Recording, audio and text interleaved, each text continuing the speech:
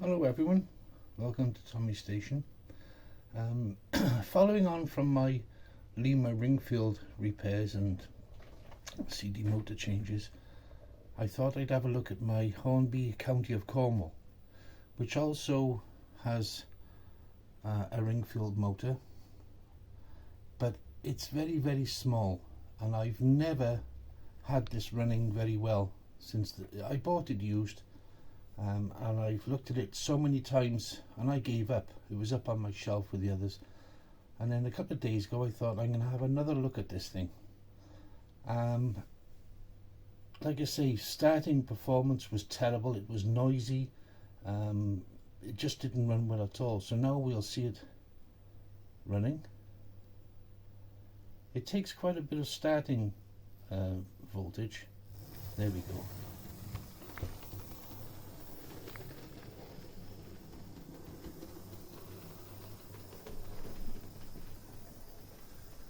It's a typical Ringfield type performance. It starts off a bit jerky, but then when it's warmed up, you can slow it down quite well.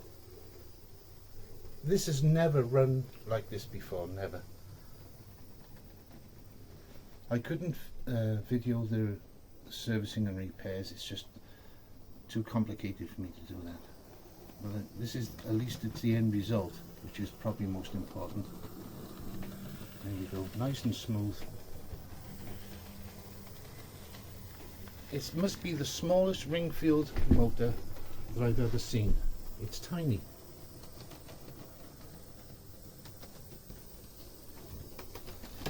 So I'm just going to, there we go.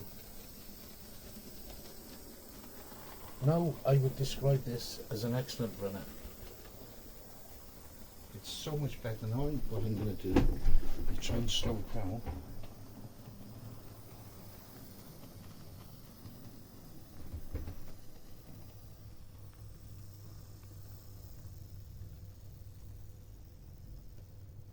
Now this is something it would never do, never in a million years. I just pick the speed up a touch more. I'm thrilled to bits with this now, because it's a beautiful loco, and just to have it abandoned basically in one of my shelves was a shame.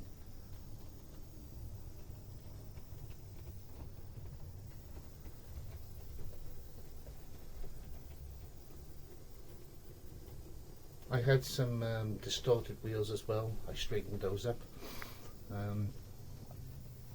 Basically, the mesh between the motor drive gears and the axle drive gear was too tight. That was one of the problems. So I inserted a thin copper washer under the motor base plate and just gave it a bit more clearance, and it appears to have worked very well.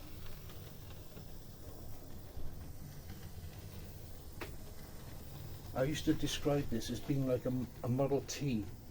When you hear the Model T Fords with the transmission whining, that's what this one sounded like when it was running. To get it to run, you had to give it almost full throttle. It would fly off, and then you could slow it down partially. You couldn't slow it down anything like how it is now.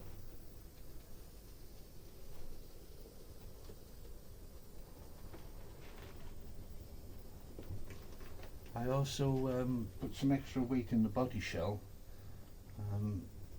just to give it a bit more traction. I did that some time ago, so the next shot will be of this one with its heavier body shell. There you go, now look at that.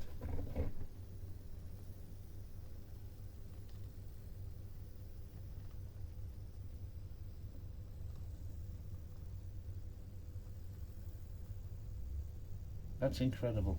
I'm so happy with this now. So the next shot will be with it running with its body on. Okay, so here's the County of Cornwall reunited with its body and tender, and I've put some coaches on just to give it some load. So now we'll see how it performs.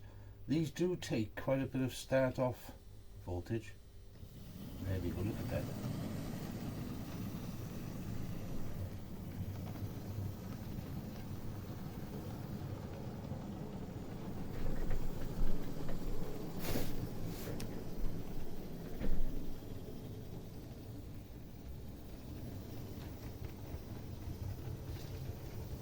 That's really good running now.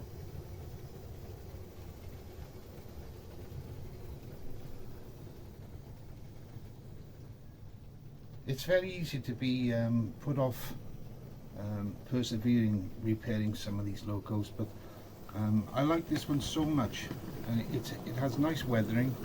It was just such a poor runner that I almost gave up, but I thought, after concentrating on my lemurs for a week, I thought I'd have a go at this Hornby. Like I say, the smallest Ringfield motor I've ever seen. Tiny little thing. I'm surprised it actually performs as well as it does.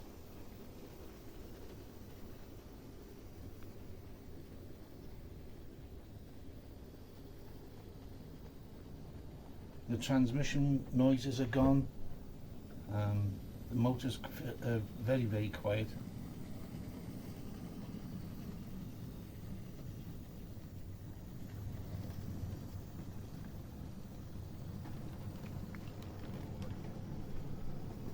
Yeah, very happy now.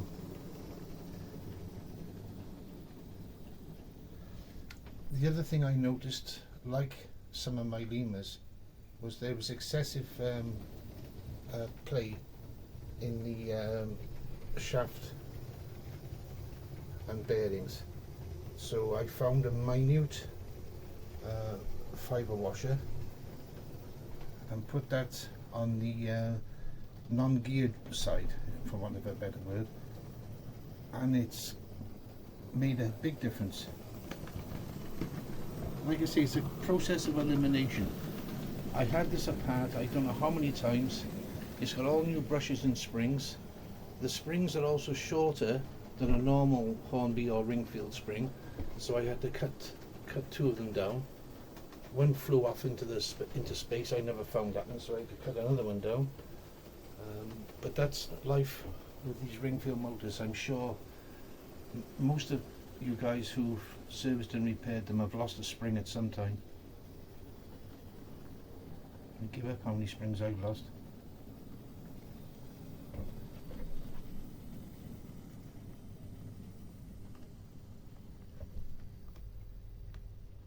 There we go. So we'll just start it off again. There we go. Like I say, maybe with a bit more running, the smoothing will get, starting will get smoother. But I'm not unhappy at all with how it starts now. Before, it would take off and literally fly around the track, almost uncontrollable. And like I say, very noisy gear. So now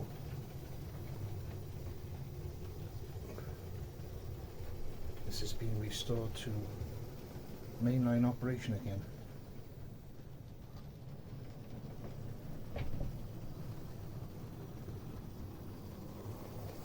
This is the only Loco I have, or the only Hornby Steam Loco I have with this type of drive. All the others are conventional motors and pinions, except for my Class 37. That has converted to twin Ringfield drive. So we bring it into the station now, as slow as I can.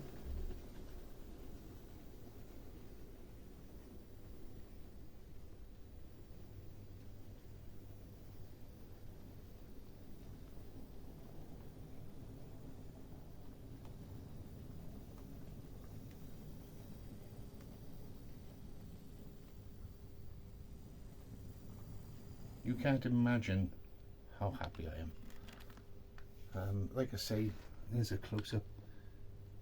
These county class logos are beautiful. Like I say, I bought this second-hand quite a few years ago now, maybe 7-8 years ago, and it's never run very well indeed. So I'm very, very happy, as you can hear. Okay, so thank you for watching. Bye now.